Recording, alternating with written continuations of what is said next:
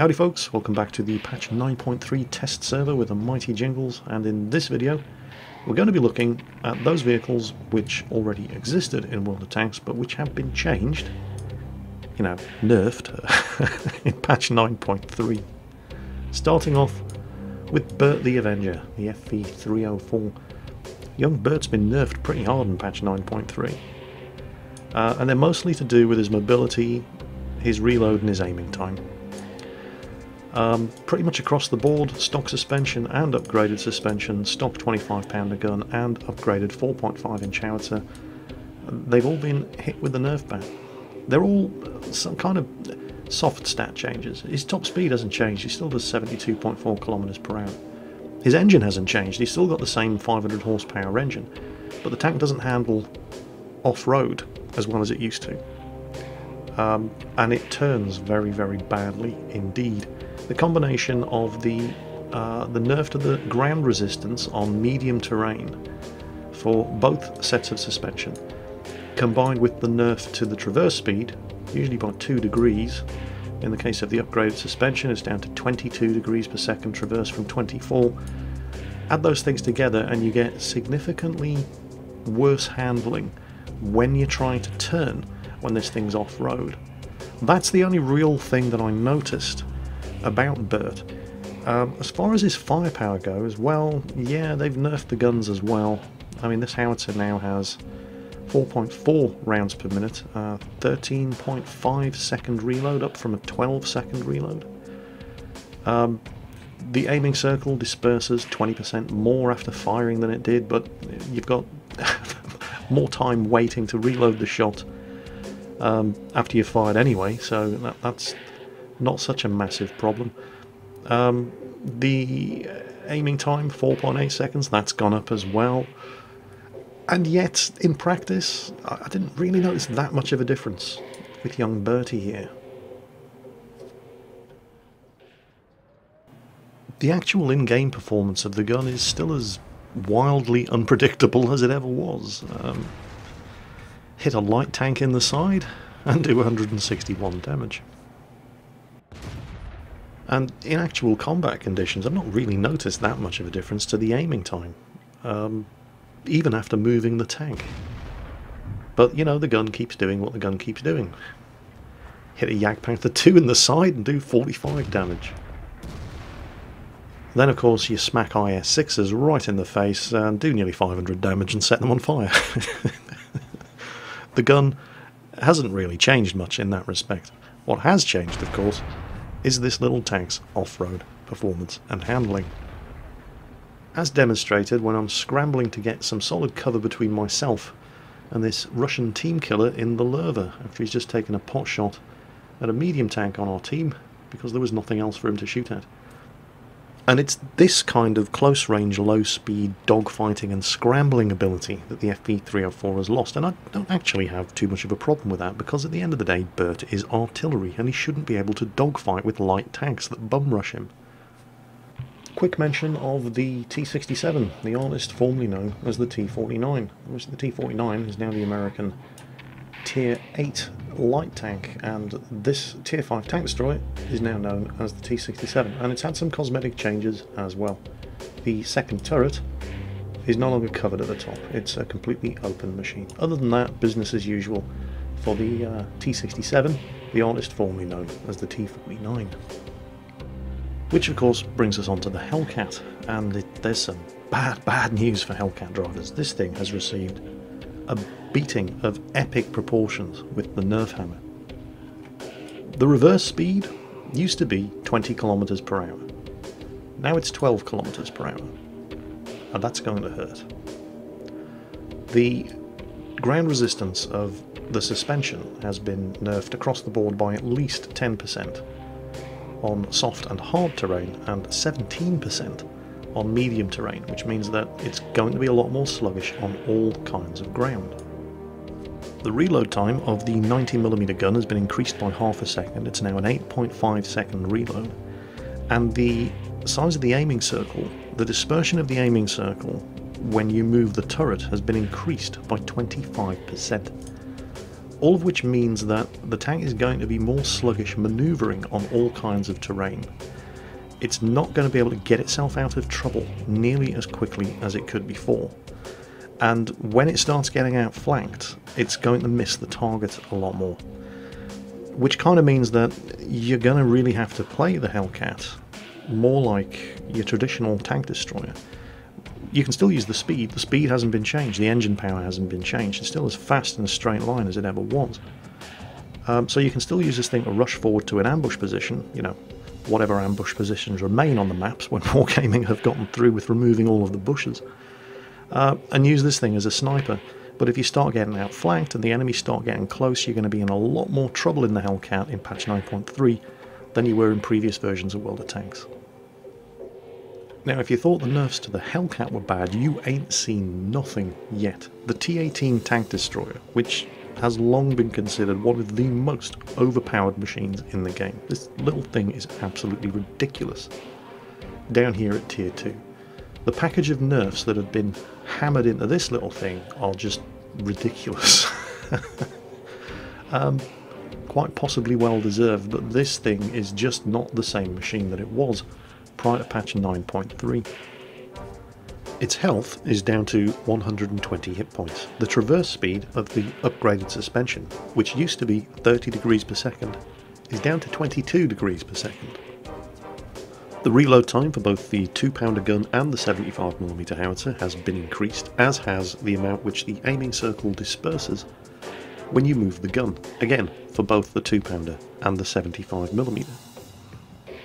And just when you thought it couldn't get any worse, the ground resistance for the suspension has been nerfed by 46%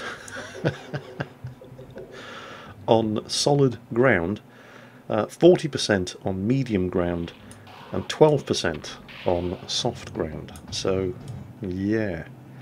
And while I am sad to see the changes to the T-18 because it's the puppy-kicking machine of choice, I really can't say I'm sorry to see this thing get nerfed, because this is a Tier 2 machine that when you just start playing World of Tanks and you start running into these things within hours of playing, you stand no chance. None whatsoever. This is a dedicated puppy kicking machine, and as such, the fact that this thing is being made, I mean, it's still going to slaughter newbies, but it's not going to slaughter them with quite such impunity as it did before. Now they do actually stand a chance against the thing, if they can just get around it, which shouldn't be too difficult, given the nerfs to the thing's mobility and its ability to hit stuff when it's turning at close range. So I can't really say I'm sorry to see the changes that have been inflicted on the T-18 tank destroyer. They haven't touched the Panzer IIJ though. It's still just as overpowered as ever. Then of course there's the Chaffee, Tier 5 American light tank, which was the Tier 5 American light tank and is still the American Tier 5 light tank, but it's not really the Chaffee that we all know and love anymore.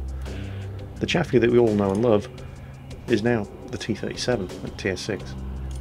This thing, well, they call it a Chaffee, but it's not the Chaffee that we're all used to. There's been a massive list of changes applied to the M24 Chaffee at Tier 5. First and foremost, it doesn't cost you an arm and leg to research anymore, which is a kind of good news, bad news situation. Where is it? That's Tier 6, I'm looking at the wrong tier. There it is, the Chaffee. Now, it's only 12,480 XP to research, and will cost you 405,000 credits. Those of us who already have the Chaffee don't get all of the XP that we sank into it refunded, which is bizarre. Remember when they removed the 1200 horsepower engines from all of the German tanks? Those of us who'd spent all that experience researching those engines got that experience given back to us in the form of free XP. Well, that doesn't seem to be happening if you've unlocked the Chaffee and paid, I can't remember, something like 64,000 XP for this thing. It's just gone. So, there's that. The package of changes introduced for the Chaffee, and this is around about my 7th or 8th time at summarising this, because I ended up talking for like 10 minutes purely about the Chaffee alone. But The budget version is, what they have done to the Chaffee is they have, well, for a start, it's no longer going up against tier 10s. It's not getting that kind of matchmaking anymore. It doesn't need to. That's what the T-37, the M41 and the T-49 are for. This is now a standard tier 5 light tank, just like the ELC AMX. So it didn't need to have as much health as it used to. It's down to 440 hit points. The Chaffee's main problem was that it wasn't as fast as the other tier 5 light tanks. Well, that problem has definitely been addressed. It will now do 77.2 kilometers per hour top speed. It's incredibly maneuverable. It turns at 42 degrees per second. The turret turns at 44 degrees per second. All of which suggests that it is still top of the roost when it comes to close range dogfighting with wounded heavies and tank destroyers in the closing stages of a match. Except that isn't quite the case, because they've taken away that top tier scout gun performance from it as well. To summarise the changes that have been done to the Chaffee in the fighting department, well, they've removed the T91 76mm gun, and instead you've got a selection of two fairly underwhelming 75mm guns, which, it has to be said, are perfectly adequate for a tier 5 light tank that isn't going to have to get itself into tier 10 games. Good rate of fire, adequate penetration considering the role of the tank, 110 damage, which mounts up with the 17.14 rounds per minute rate of fire, decent accuracy, 0.36, pretty good 1.9 second aiming time. But the way they have hampered the tank's fighting performance is it's to do with dispersion of the aiming circle when moving the turret, when on the move, and when turning the tank. All the sort of things that you do when you're circle strafing wounded T-34s or Lurvers towards the closing stages of a match. When you're doing the things that the Chaffee has always been very, very good at. The size of your aiming circle is going to be roughly the size of the state of Nebraska when you're doing things like moving, turning the tank and turning the turret. The dispersion of the aiming circle when the vehicle is mobile has been nerfed massively. So what we have with the new tier 5 Chaffee is a tank that is vastly more mobile than it was before, but not as good as dogfighting as it was before.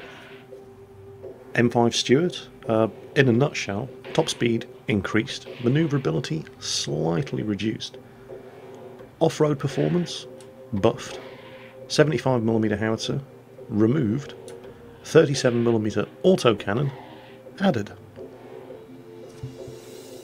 The T-57 Heavy has been nerfed. The dispersal of the aiming circle while the tank is moving increased by 25%. The dispersal of the aiming circle while the tank is turning increased by 25%. The dispersal of the aiming circle when the tank is moving the turret increased by 29%. And the aiming time of the 120mm autoloader increased to 2.9 seconds. The American T-92 Tier 10 artillery has received nothing but buffs. They have reduced the amount of dispersion on the aiming circle after moving the tank, after turning the tank, and after turning the gun to narrow down your target solution on whatever it is you're about to introduce to a world of pain. They've also increased the mobility of the tank on all kinds of terrain, with nothing but buffs to the ground resistance of the suspension on hard, soft and medium ground. So that's great news for T-92 drivers. Incidentally, while we're on the subject of American artillery, if we have a look at the tech tree, because I know a couple of people are undoubtedly going to be saying, well, if the M41 is now a Tier 7 light tank, what happened to the M41 Tier 5 artillery? Well, specifically to avoid confusion between the two, the Tier 5 American M41 artillery is now called the M41 HMC. So it is that. The IS at Tier 7 has also received some unusual buffs, and it's to do with the 100mm D10T gun. In both turrets available for the IS, the stock IS-85 turret and the upgraded IS-122 turret, the 100mm D10T gun has received a very, very welcome package of buffs.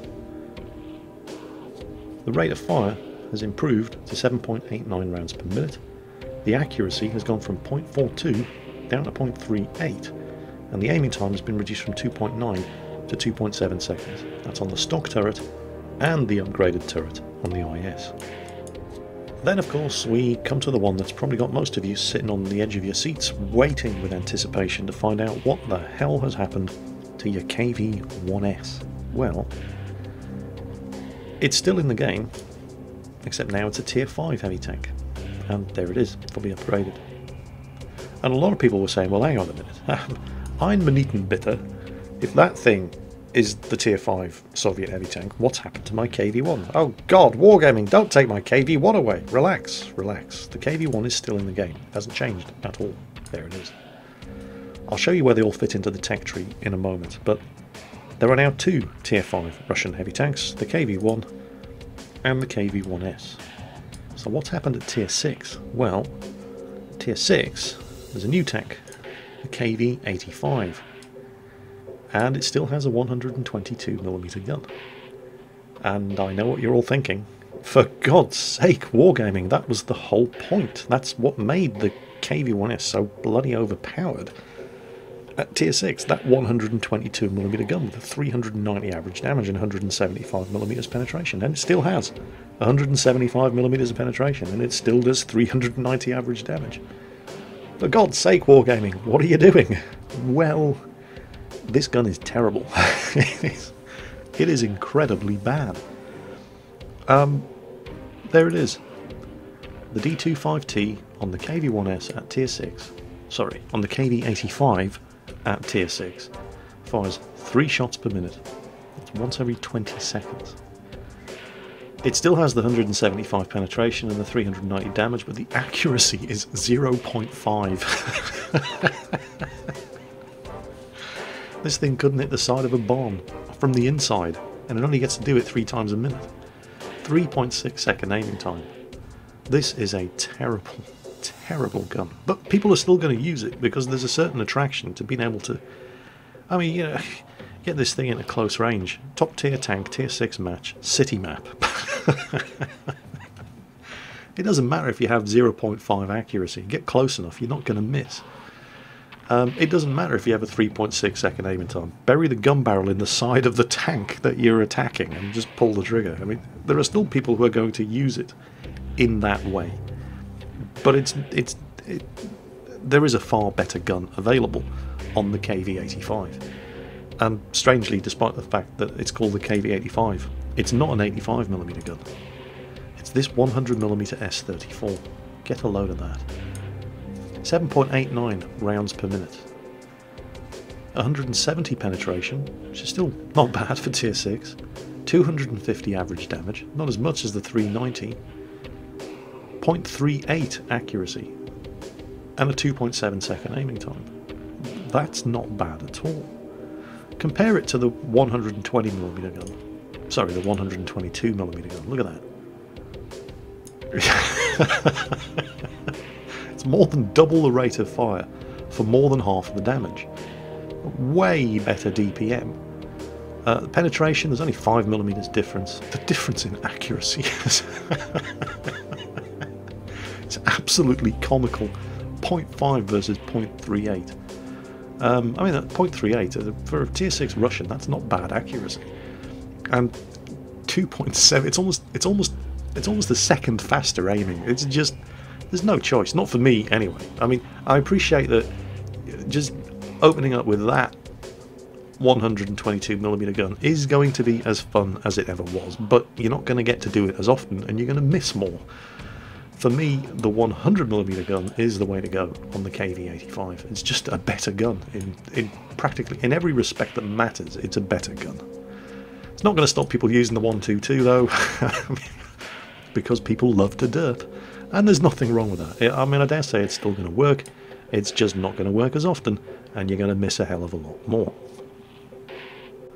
So, the second question on everybody's lips is, how do you actually go about getting a KV-85 or the KV-1S? Well, if you currently have a KV-1S fully upgraded sitting in your garage, then you will have a KV-85 fully upgraded sitting in your garage when patch 9.3 goes live. you will not have the Tier 5 KV-1S, but it will be researched in the tech tree. You'll just have to spend money on it. Any crew, any camouflage, any decals, any equipment that you had on the KV-1S will magically appear on the KV-85. Now, how this all fits into the Soviet tech tree is unusual. The T-28 at Tier 4 leads to the KV-1. Currently, the KV-1 leads to the KV-1S, the T-150 and the KV-2 at Tier 6. Well, it doesn't lead to the KV-85 at Tier 6. Now, in order to get the KV-85, after patch 9.3, if you don't already have the KV-1S researched, in order to get there, you have to go via the KV-1 sideways, unlock the KV-1S, and then from the KV-1S at Tier 5, progress on to the KV-85. So the KV-85 sits in a very, very weird spot in the Soviet tech tree. It's right in the middle of nowhere. The only way to get to it is via the new KV-1S Tier 5 heavy tank, which is unlocked sideways from the KV-1 Tier 5 heavy tank. So in effect you have to research 2 Tier 5 heavy tanks in order to get the Tier 6 KV-85. And what of the new KV-1S here at Tier 5? It's, well, it's not the tank it was when it was at Tier 6, not by any stretch of the imagination, but that doesn't mean it's a bad tank. It's a 44-ton machine with a 600 horsepower engine, fully upgraded. It will do 43 kilometers per hour, and I have had this thing exceed 53 kilometers per hour when going downhill. It's quick. It's one of the faster of the heavy tanks in World of Tanks. Gun-wise, you've got the 122mm howitzer.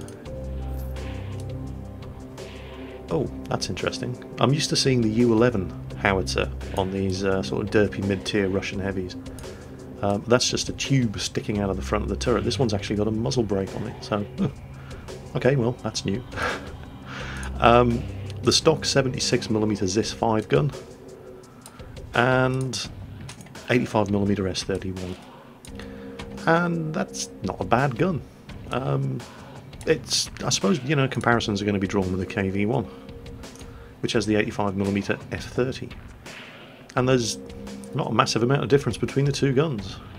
Same rate of fire, they're both 85mm, the penetration, there's only 1mm in it, the same damage, same accuracy. It aims faster. KV-1S's gun aims slightly faster, 2.5 seconds, well, not slightly faster, actually quite significantly faster. 2.5 seconds on the KV-1S, 2.9 seconds on the KV-1, so you lose 1mm of penetration, but you get 0.4 second faster aiming time.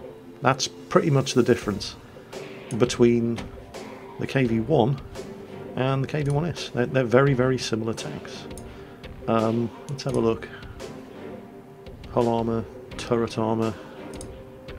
Yeah, there's the difference. The KV-1 is the more heavily armoured but less mobile of the Tier 5 Russian heavies, and the KV-1S is the less heavily armoured but with slightly better gun performance and much, much better mobility. So that's the KV-1S, now at Tier 5 as a Russian heavy tank. Just time before we finish the video to mention another massively significant change, and it's to do with tanks that have transmissions in the front of the vehicle. Pretty much every German vehicle from Tier 7 up, as well as the Object 263, the T-28 tank destroyer, the Type 61, STA-1 and FP215B183 will no longer have their engines set on fire when they take damaging hits to their transmission. And finally, the durability of the suspension of every existing light tank in the game, Tier 5 or higher, has been buffed, which means it's going to be significantly harder to immobilise these little buggers by shooting their tracks off. Coming up in future videos, we're going to be taking a look at the new light tanks that have been introduced to the game, such as the Sperrpanzer, or the Spy Panzer as I like to call it, the Walker Bulldog, the T-49, the LTTB, the T-54 Lightweight, and the T-37. As always folks, take care on that battlefield, and I'll catch you next time.